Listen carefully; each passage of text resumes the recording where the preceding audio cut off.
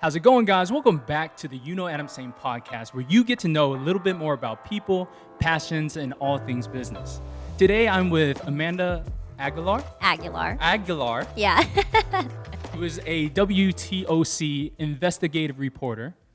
Amanda, welcome to the show. Thanks for having me. I'm so excited. I am super excited as well. Tell me, how does one become an investigative reporter?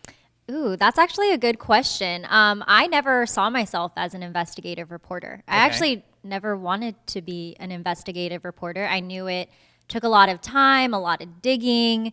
I just didn't see that in myself as a reporter, but I started doing some investigative stories that I honestly didn't think were investigative stories. I thought it was just me helping, community members out. For example, there was a woman in Hinesville. She had a sewage issue. Like, there was just a sewage problem at her mobile home. She wasn't getting any answers from the landlords, and she didn't know what to do. Went there, interviewed her, tried to get answers from the landlords, tried to get answers from the city of Hinesville, was able to get answers, to let her know that she could call code enforcement. That probably 2 hours after I reached out to her, the code enforcement officer went to her mobile home and basically took care of it. Yeah. Wow. And I think my news director and my other managers saw that I was doing well. And they actually asked me to join the investigative team. And they're like, we're really impressed with some of the stories that you've been doing, and we think you'd be a good addition. But this was something that recently. So you were always a reporter. Yes, I was the weekend anchor reporter for WTOC. That's what I started out last October. And recently, I want to say, when was it? Maybe July, August. Last year? Yeah. Okay. Somewhere around that time. Mid-COVID? Yes, mid-COVID. And it was honestly what I needed, because I feel like everyone during the pandemic, especially, you kind of lose motivation, especially in news. I mean, we're constantly talking about COVID, and it gets tiring. And you're trying to find different angles for different stories of COVID. And it got exhausting. I lost motivation. I felt absolutely not inspired. I hated getting up to go to work because I knew it was just going to be the same story all over again. And I needed it. I told my news director, I was like, I needed this because, one, it's going to get me out of my comfort zone and push me. And I'm always about growth. And I just needed that motivation to do something more and, find something that I might enjoy in reporting. And I absolutely love investigative reporting. It's digging deeper, getting answers for the community members, holding people accountable, government officials accountable. So I'm very thankful that I was able to get this opportunity. Very cool. So take me to, how did you become a reporter? Oh, how did I become a reporter? So I actually was an awful student in high school. Really? Absolutely awful. How awful? Student. Like, I did not know I was going to graduate high school until 3 days before graduation. Wow. Yeah, I had a talk with my counselor because my mom was like, because I didn't know that you can walk across the stage but not actually get your diploma. Okay. And my mom was like, are you going to get your diploma? And I was like, I don't know. And she's like, you should probably talk to your counselor. So I did. 3 days before graduation, I was like, when I walk that stage, am I going to get handed a diploma? And she was like, yeah. And I was like, oh, okay. But I did not do well in school. And because I didn't have any motivation. I didn't know what I was interested in. I didn't know I was interested in journalism in high school. I actually, when I was a senior, was a part of our associated student body. And I was public relations officer. One of my duties was to be our high school TV news anchor. And so I thought that was cool. I was like, this is cool. I'm just reading from a teleprompter. I'm on camera. And I was like, this is neat. I like it. But I didn't know the extent of what TV news was, especially broadcast. And I went into college majoring in communication and media studies. And I only declared that as my major because I like talking. And I was like, I don't know what I really want to do with it just yet, but whatever, just major in communications. And it wasn't until my sophomore year, it was a TV news class, and my professor had us paired up with someone in our class, and it was our first assignment, just get to know them and then write an article about them. And the comment on my assignment said, you really have a knack for journalism. And it was that comment that I was like, dang, am I good at this? Like, is this something that I can do? Like, I enjoyed it. I liked asking questions. I liked writing. And from there, that kind of just like sparked that flame in me. And from there, I was just like, I'm going to do whatever I can to be a successful reporter and to succeed in this industry. So during that, your time at high school, not very excited about kind of like what you were doing. No. What about first year of college? Was it still kind of like the same, unmotivated? It was, I was just trying to find what I was interested in. Like I knew I liked what I did in high school with the TV news, but at the time I was still so unsure of what it meant. Like, because it's not easy. This TV news is not glamorous at all. A lot of people think it is, but it's so much hard work. It's getting overworked, getting burnt out very easily. You're underpaid, honestly. It's not a glamorous career. And so I didn't know how competitive it was. You have to have thick skin to be in this industry. I didn't know all of that. But I was definitely my first year of college, I was still trying to figure it out. And it wasn't, and I think a part of me also, because I wasn't a good student in high school and I didn't feel like a lot of people believed in me, I don't think I believed in myself just yet when I was a freshman in college. But then that one comment, to see that a professor believed in me and saw potential in me, that's kind of what took everything off. And I think that's really important, right? Like, understanding yourself and understanding that growth. Yes. So at some point that was a trigger. How about more recently? What are the things that you're discovering about yourself? Growth is not a linear journey. That's what I've learned. You're always going to grow, and it's going to be highs and lows. And but recently, I just embarked on a self-love journey that started last year in November. And wow, the things I've learned about myself, the things I've learned about myself and realized I have to fix. Those are always hard pills to swallow. But I am so thankful that I started a self-love journey. I think a lot of people don't know what self-love is. And a lot of people, and it's such an uncomfortable journey too. Like it's very emotional, it's very difficult. And so then they don't want to embark on that journey or, find a way to reach their highest self. So yeah, that's my recent growth journey. So what triggered that? Oh yeah. So the pandemic, I mean, it was hard for everyone. I think I was just stressed with work. I had a lot of anxiety. I also missed my parents. I mean, they're in California. I'm in Georgia. This is actually the longest I have gone without seeing them, more than a year. And I think it was the uncertainty of when I was even going to see them, which kind of took a toll on me because I missed them. I'm the only child. And so that, and then also just combined with a recent heartbreak, sparked my self-love journey where I was honestly just tired of comparing myself to people, feeling sad. Like I was going to sleep crying every night, and I didn't want to do that anymore. I didn't want to compare myself to people to feel like I just did not feel like myself. My work was getting affected. My eating habits were getting affected. I mean, I was eating once a day. And if I was eating, it was like 2 bites of something. It was just really impacting me where I did not like who I was. And then it was actually funny. I remember after I went to sleep crying, I woke up at like 6 a.m., went on Instagram, and a girl that I followed, her name's Jam. I don't know her. We just have mutual friends, but she posted about how she finished her self-love journey. And I was like reading it, and, she was going through a real breakup and kind of how much she's learned. And I was like, wow, like I want that for myself. And I reached out to her self-love coach, and we had a talk, and she just kind of told me how her self-love program works and all this kind of stuff. And I was just like, I need to choose myself this time. I feel like I have always given so much effort to people that didn't reciprocate that effort or affection to me, and I needed to give that energy I was giving to other people to myself.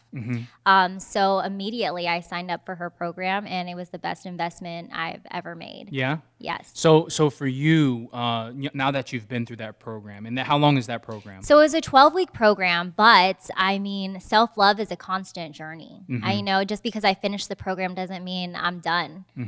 There are a lot of tools that she gave me that I still practice. And I've realized that I'm going to have days where I'm going to be in a funk, but it's about realizing that and then coping with it in a healthy way. And I think before pre-growth, Amanda, I didn't know how to cope with, intrusive thoughts or anything, like when I would get jealous or things like that, or when I would deal with imposter syndrome. I didn't know how to deal with that. But now I do. After going on this self-love journey and learning so much about myself, now I have all these tools to cope with anytime I get in a funk. So let's talk about practicality, right? So, there might be some people listening right now that are going through maybe something that's very similar. What type of advice would you have for those people? And how do you identify if you need to focus on your self-love? Everyone needs to focus on self-love, no matter what. I think people think that self-love is only for single people. No, that's not true at all. Self-love is for anyone in a relationship, in a marriage, whatever. It's so important to love yourself, because how is someone else going to love you if you can't love yourself? For people that might be going through it and they're struggling, obviously, I'm really happy I signed up for a self-love coach, but I know a lot of people don't have the means to do that. But just going like self-help books, those always help. And just making sure that you have a support system behind you that, will support your growth. I think the biggest thing is just admitting to yourself that you have work to do. That is such a hard pill to swallow. Why do you think that's the case? Why do you think people are always like, oh, yeah, I'm good? Yeah, it's hard. You don't want to admit to yourself yo, you got issues. That was me. I was I didn't want to be like, Amanda, you have issues that you need to work on, because I felt like I was blaming myself. And in the position that I was in, I was already feeling down. I was feeling sad. I didn't want to blame myself and then just have more negative feelings. But I realized that accountability, self-awareness, that is a form of self-love. Taking accountability for your actions or things that you need to work on and grow, that is a form of self-love. And I think that was a hard pill to swallow. And I realized that, I had a lot of triggers in this past, I don't even want to call it a relationship. It was really like a one-sided situationship that should have been the first red flag. But pre-growth Amanda, I didn't listen to red flags. But I had a lot of triggers, and I realized that triggers, anytime you have a trigger, that's something you need to work on internally. And so when I realized that with jealousy and communication, lack of communication, that's a huge trigger for me. There are just so many things that I realized that I needed to work on. And just accepting that was very, very difficult, to be like, Amanda, you have things that you need to work on. And this, as long as you work on it, you're going to become the highest version of yourself. But I think everyone doesn't want to blame themselves or put that on them, and just accept the fact that they need to grow. Yeah. I think it's hard to do that. So, during all of this, on the surface level, through social media, through, all the platforms that you are on, I don't believe that there was a visual ID that said, hey, you're going through this. Right. So what was that? Because obviously, we talk about putting up a front, right? Yes. What did that look like for you? No one knew I was going through depression and anxiety, because I felt like, as a public figure, and honestly, since I was little, I was always known as the happy, hyper, spunky, person that I am. And I felt like I had to live up to that on social media. And we all know social media, people put a front up. Sure. And I admit I did that because I felt like I had to. And I also just didn't want people in my business. Yeah. I think there were only a few friends that knew what I was going through. And I didn't want people to think that I didn't have my life together, I guess. Because I feel like with how well I am doing in life, and I'm going to pat myself on the back because I am doing well in life, I feel like I didn't want people to know that I was struggling. And so I did put up a front on social media. And, when I finally came out and started talking about my self-love journey, started talking about, the depression and anxiety that I was going through, I had a lot of messages like, I had no idea you were going through that. But I think I realize it's so important to share those stories, because there's so many other people that are probably going through the same thing and that feel like they have to put out a front. And they don't. I think it's the support I've gotten after being so open has been amazing. But I do think with social media, yeah, there's this pressure to just look good, feel good, and, always kind of just front and act like you have everything together. And it goes to show that everyone is battling their own battles. And no matter if they seem to be doing well in their career or if their relationship looks happy, like everyone is going through something that you don't know about. Yeah. So let's change directions for a second. Yeah. Tell me a little bit about kind of like where you're from. How did you end up, in Southeast Georgia?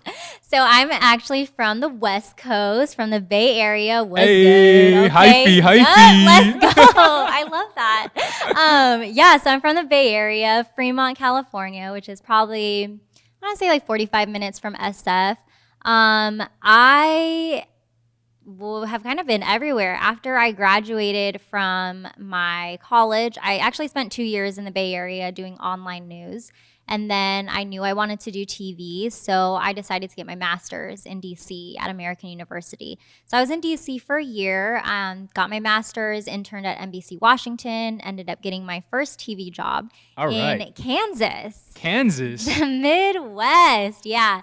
And I started off as their bureau reporter. So a bureau reporter is kind of like Dal Kennedy. Okay. He's our, Statesboro bureau reporter. They're kind of far from the station. I mean, not really that far. But When you say beer, B-E-E-R? Bureau. Bureau. Okay, Yeah, got you. yeah. Okay. The bureau reporter. Okay. And so I was in charge of Central Kansas. So that was my area. And I think it was like 20 counties I would cover on my own. I was in Great Bend. It was a small town, like very small. And it was farmland, What type of stories would they have out there? I mean, a lot of it is agriculture, obviously, in the Midwest. But I mean, they had their share of crime, city council wanting to better an intersection or stuff like that. They did have a controversial story with one of the superintendents there. That was a big story.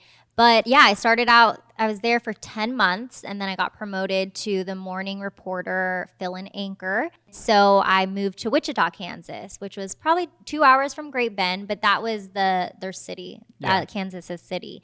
But to me, from the Bay Area and then, being in DC, it wasn't really a city. Podunk. They're like, but it's crazy because Wichita, anytime people found out I was living in Wichita, Kansas, they're like, what? But Wichita is such a hidden gem. Yeah. It's developing. There's so much stuff there. The nightlife is great. The people are great. I mean, I miss Wichita. Okay. I absolutely enjoyed my 3 years there. So yeah, I was in the Midwest and then now I'm in Georgia. It kind of, this career, you go anywhere pretty much. Mm-hmm. Yeah. What's next for you? Like, are you going to leave us Eventually, soon? I am. My contract ends in October. So when you're in news, you are on a contract. It's usually like 2 or 3 years, depending on the station. I always had 2-year contracts. Here I have a 2-year contract. But I want to get closer to home. Yeah. I want to get back to the West Coast. I think I'm kind of at that point in my career where I want to find my forever market, as they say, where you're there forever. Yeah. And usually your forever market is, where you're born and raised. Got you. So are you excited about that? Do you look forward to kind of like what that looks like? Oh, Or man. I think for me, I think about the moving and it gives me a lot of stress. That like moving every 2 years, I'm not going to lie, is so stressful, so annoying, gives me anxiety. So I think all I could focus on is me having to pack up and move again, which is very annoying. But I'm excited to be closer to home. I'm excited to be with my parents and my friends and reporting for the community that I was raised in. I think it's special when you get to do that. tell me about how the puppy takes the move. Oh gosh, I'm nervous about that. I've thought about it and I'm like, because I do not like long drives. I hate long drives. I actually had my friend drive with me my U-Haul truck from Kansas to Georgia. Uh-huh. That was an 18-hour drive, but it took like a day because, we stopped for gas and stuff like that. But I felt so bad because we were going on like shifts. Uh-huh. And I think my shift driving was like 3 hours compared to him. He was like 8 hours, 5 hours, because I just can't. I hate driving. So I'm honestly like, what am I going to do? Like, am I driving back to the West Coast, or am I going to have to take the puppy on the plane? Honestly, I'll probably have him on the plane. I think they have like the pods, do, right? Where you can yeah. just throw everything in and they just move it for you. Yeah, I've looked into that, but that's sometimes expensive. Yeah. That's why I hate moving, like all the logistics and stuff. It's very stressful. So you have a love for Wichita. Tell me about your love for Savannah. Well, can I first say one thing I hate about Savannah is the bugs. Just the bugs? South. The gnats? Yes. Oh my God, they're so rude. Let me just get that out of there. Okay. But Southern hospitality, real. Real? Southern hospitality is real. Yeah. And I think, not to talk bad about the West Coast, but I feel like in the West Coast, even in the East Coast, everyone is just in their own bubble. And no one says hi to you, when you're walking on the street. But here in the South, people are always saying hi. Like, you could be in your car and someone's like, waving, right? yeah, waving. Does that not exist? Not in the West Coast. No, not at all. In the West Coast, someone's trying to cut you off. I know. Like up north is not friendly like as much. There was one time I went up to New York just to hang out, and I was waving to people, and my friend literally told me, "What are you doing? Yeah. Like, why do you?" Don't do that. People are going to judge you. No, it's so true. I remember actually, it's the Midwest and the South that I've experienced like the hospitality. And this is why I want the pandemic to end, or just, have people be able to travel, or at least my parents, because they would love it here because people are so friendly. My dad is the type that strikes up random conversations with people at like Walmart. And he would love it here because people actually talk back. I remember in DC when they were helping me move, we went to Walmart and he tried to have a conversation with someone and they looked at him like he was like crazy. Yes. And I just wish they could come here soon so they could experience Savannah. Do you think what drives that? Is it kind of like the culture that is here, or what do you think? Maybe, I feel like the West Coast especially, you're just everyone's just focused on them. I think what I've learned being in Savannah, in the South in general, just there's such a sense of community and a sense of pride for, one city. And I think in the West Coast in California, sometimes there's like, it's definitely not as adamant there than it is here. And I think maybe that it is maybe like a culture thing. I really don't know, but I've loved it here, especially, covering the rural areas in the South. There's such a community pride, and I love that. And I think it's because when I was in high school, one thing I was good at in high school was like spirit and school pride. And so to see that here is always like, oh, I love this. Yeah. I love that for you guys. Yeah, I mean, I think, I lived on the West Coast for a period of time. I remember that. And when I came back to Statesboro, just, how everybody interacts with each other. There's just like a special care. Yes. And, you being able to identify that is really like, it brings value to that. So we're glad to have you here. We want to keep you as long as possible. Well, who knows? You never know. That's right. So let's I do appreciate your time. What can our community do for you? Well, since I am a reporter, but I know like Dal is the Statesboro reporter, but if have any stories in like anywhere, honestly, in Southeast Georgia, I mean, definitely hit me up. We want to make sure that we're telling the stories of our community. And a lot of times, we hear, oh, the media is not covering this, and blah, blah, blah. It's like, because sometimes we don't know about it. You can't, blame us for not covering it if you haven't told us or emailed us or called us about it. So I always encourage people to please contact your reporters. If there's a story that you want to see, contact us. We are always looking for stories. And you could do that like email, social media. I have a lot of people that hit me up on social media, with story ideas. And what are those handles? So I made it easy. All my handles for Instagram, Twitter, and Facebook is A Aguilar TV, Aguilar TV. I had to like pretend like I was writing out, like make sure I spelled my last name right. But yes, A Aguilar TV on all social media platforms. Fantastic. Well, thank you, Amanda, for spending some time with Thanks us for there. having It was an me. awesome time. I loved hearing about your story. Thank you for everything you do for this community. And I then, appreciate it. again, if there's anything else that we can do for you, please let us know. I'm just very excited to be on here. Thanks Thank for you. having me again. I And I'm appreciate excited it. to eat some food. Yeah, let's do it. Awesome.